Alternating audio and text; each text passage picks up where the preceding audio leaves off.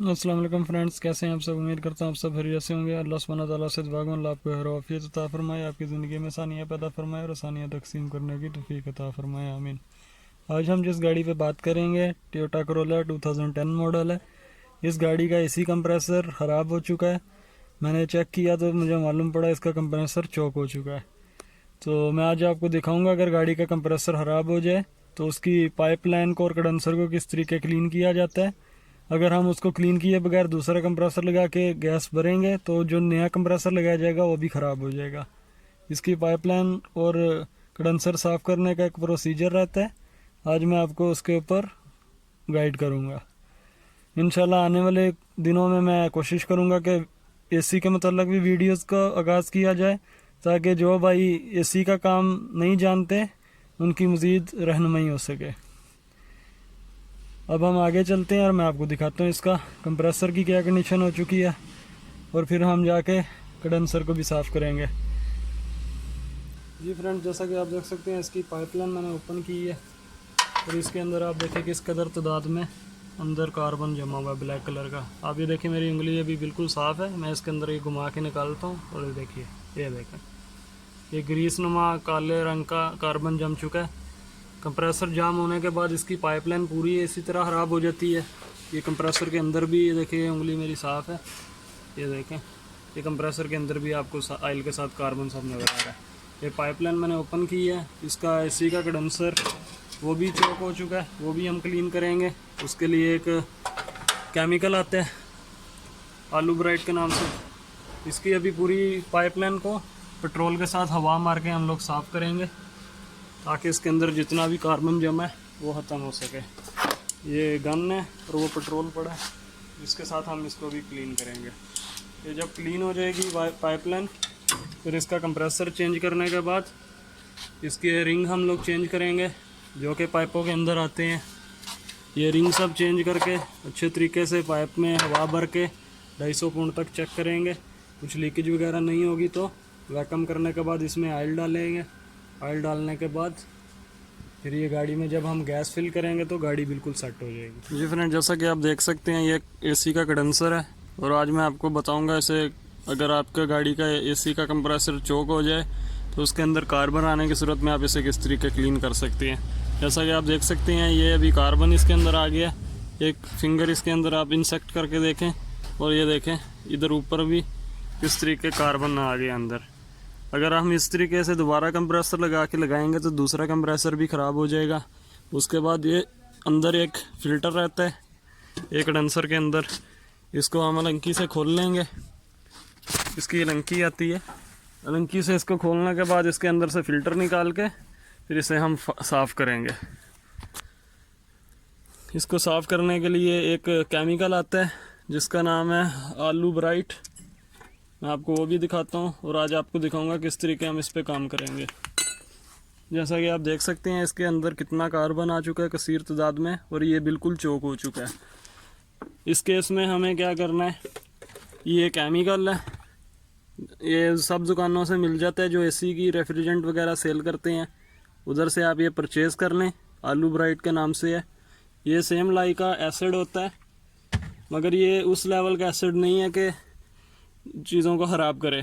ये सिर्फ क्लीनिंग करने के लिए होता है कंडेंसर वगैरह की। आपने एक बोतल ले लेनी है, तकरीबन इतना आपने 250 ml 200 ml इसके अंदर आलू ब्राइट डाल लेना है। बाकी इसके अंदर 1 लीटर पानी के अंदर 250 ml आपने डालना है। अगर आपने छोटी बोतल लेनी है तो आपको तकरीबन इतना आलू ब्राइट चाहिए। इसमें अभी डाल लेता हूँ आलू ब्राइट। उसके बाद फिर मैं आपको दिखाता हूँ तरीक़ेकार इसे किस तरीके क्लीन किया जाएगा और आपको दिखाऊंगा इसके अंदर से कितना कार्बन निकलेगा जब साफ़ हो रहा होगा। बहुत इंपॉर्टेंट वीडियो है, वीडियो को पूरा देखा करें ताकि आपको बात पूरी समझ आ सके। जी फ्रेंड्स, जैसा कि आप देख सकते हैं ये 500 ml की बोतल है और इसके अंदर मैंने तकरीबन 200 ml के करीब आलू ब्राइट डाल दी है और अब इसके अंदर हम पानी मिक्स करेंगे 1 लीटर। ये डालने के बाद सेम 2 बोतल पानी की इसके अंदर डालनी पड़ेंगी। उसके बाद ये अंदर का कार्बन सब साफ़ करेगी और कचरा जितना भी है इसके अंदर से निकाल लेगी। उससे क्या होगा, हमारा ये जो कंडेंसर है चोक हुआ है जो बिल्कुल क्लियर हो जाएगा और लगाने की सूरत में वापस कंप्रेसर को हीट अप नहीं करेगा और एसी की जो ठंडक है वो हमें अच्छे तरीके से अंदर मिलेगी। इसका अच्छा तरीक़ाकार तो यही होता है कि अगर कस्टमर एग्री करे तो एसी कंडेंसर नया लगा देना चाहिए नए कंप्रेसर के साथ या सेकंड हैंड के साथ। अगर आपके पास इतना बजट नहीं है कस्टमर के पास तो आपको ये क्लीन करके लगाना चाहिए। क्लीन करने की सूरत में ये ऑलमोस्ट बिल्कुल परफेक्ट हो जाता है और इसकी लाइफ अच्छी हो जाती है। फ्रेंड्स, आलू ब्राइट इसके अंदर फुल भरने के बाद मैंने ये लंकी से टाइट कर दी और आप देखें अभी इधर किस तरह इसमें से कचरा निकलने लग पड़ा है। ये देखें, इसे फुल करने के बाद ऊपर लगा के लंकी से टाइट कर दें, बाद में इसकी दोनों पाइपलाइन के अंदर से कचरा आना शुरू हो जाएगा। ये देखें, ये सब कार्बन निकल रहा है ब्लैक कलर का। इसे 5-10 मिनट इसी तरह रहने देंगे, बीच में से कचरा निकलता रहेगा। थोड़ी देर के बाद फिर दोबारा लंकी का बोर्ड लूज़ करेंगे और उसमें आलू ब्राइट थोड़ा और फिल कर देंगे ताकि इसके अंदर से जितना भी कार्बन है वो सब क्लीन हो जाए और पाइपलाइन बिल्कुल क्लियर हो जाए, स्मूथ हो जानी चाहिए। अगर ये स्मूथ ना होगी तो कंप्रेसर की लाइफ पे इफेक्ट करेगी, ठंडक को मुतासिर करेगी। कंडेंसर जितना अच्छा होगा, जितना क्लीन होगा, उतना ज़्यादा आपकी एसी की लाइफ बढ़ जाएगी। आप ये देख सकते हैं इसके अंदर किस कदर कार्बन निकल रहा है ब्लैक कलर का। यही तरीक़ेकार है इसको सही करने का। आप देखें किस कदर ब्लैक कलर का कार्बन आ रहा है बाहर। इसे क्लीन करने के बाद अच्छे से पानी से हम धोएंगे, फिर इसके अंदर हवा मारेंगे प्रेशर से, इसका फ़िल्टर की जगह से हवा मारेंगे। इन दोनों पाइपलाइन में से कचरा और मज़ीद जो है वो निकलेगा। फिर एक बार पेट्रोल डाल के इसे वॉश करेंगे, फिर उसके बाद हम क्लीन जब हो जाएगा तो इसको गाड़ी में फ़िट करेंगे। ये देख पा रहे होंगे आप कार्बन किस तरह ब्लैक कलर का निकल रहा है, बीच में पार्टिकल्स भी आ रहे हैं। ये कार्बन ही काम ख़राब करता है। जब हम लोग अच्छे तरीके चीज़ें साफ़ नहीं करते उसके बाद फिर दोबारा कंप्रेसर को ख़राब कर देता है। तो जब भी आपका कंप्रेसर जाम हो जाए इसको कंडेंसर को चेंज कर दें। अगर चेंज नहीं करना है तो इस तरीके इसे साफ़ करें। उसके बाद इसकी पाइपलाइन को पूरा क्लीन करें। क्लीन करने के बाद जब आपको यकीन हो जाए कि अब सब पाइपलाइन क्लियर है, उसके बाद फिर ये चीज़ों को फिट करें।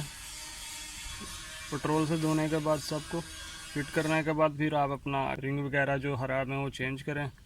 प्रेशर दे कर चेक करें, अगर आपकी लीकेज नहीं है तो फिर वैक्यूम करें। वैक्यूम करने के बाद इसके अंदर ऑयल भरें। उसके बाद फिर जब रेफ्रिजरेंट डाला जाएगा तो गाड़ी बिल्कुल परफेक्ट हो जाएगी। फ्रेंड, इसे साफ़ करने के बाद अब आप देख सकते हैं इसके अंदर से कार्बन आना ख़त्म हो चुका है। जब आपका जाग वाइट हो जाए, कार्बन आना ख़त्म हो जाए, तो इसका यही मकसद होता है कि आपका कंडेंसर साफ़ हो चुका है। मज़ीद साफ़ करने की फिर ज़रूरत नहीं रहती।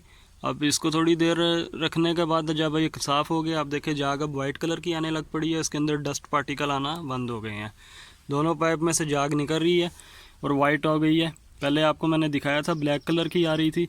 अब इसे थोड़ी देर निकलने देते हैं मज़ीद और फिर इसे पानी से साफ़ करने के बाद हम ले जाएंगे इसे एयर कंप्रेसर के पास। उधर जाके हम इसे पानी से प्रेशर मारेंगे अंदर गन के साथ। जो नॉर्मल इंजन वगैरह क्लीन करने के लिए गन आती है उसे पानी लगा के थोड़ा हम इसे साफ़ कर लेंगे। साफ़ करने के बाद फिर इसे हवा मार के थोड़ा सुखाएंगे। उसके बाद हम इसके अंदर पेट्रोल से एक बार इसे वॉश कर देंगे तो ये बिल्कुल परफेक्ट हो जाएगा, काम लायक हो जाएगा। इसका काम करने के अंदर कोई भी प्रॉब्लम नहीं आएगी दोबारा। ये तरीक़ेकार था, मैंने सोचा आपको एक वीडियो बना के बता दिया जाए ताकि जो भाई परेशान हो जाते हैं एसी के काम के दौरान उनकी मदद हो सके। एयर गन की मदद से हवा मारेंगे इसमें।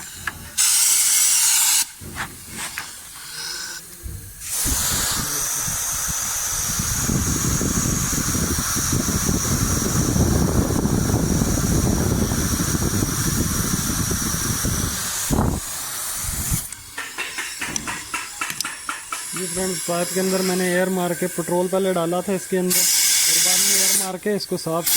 तो आप देख सकते हैं इसके अंदर से कितना कसीर तादाद में काले रंग का पेट्रोल के साथ कचरा निकला। अब ये पाइपलाइन बिल्कुल साफ़ हो चुकी है।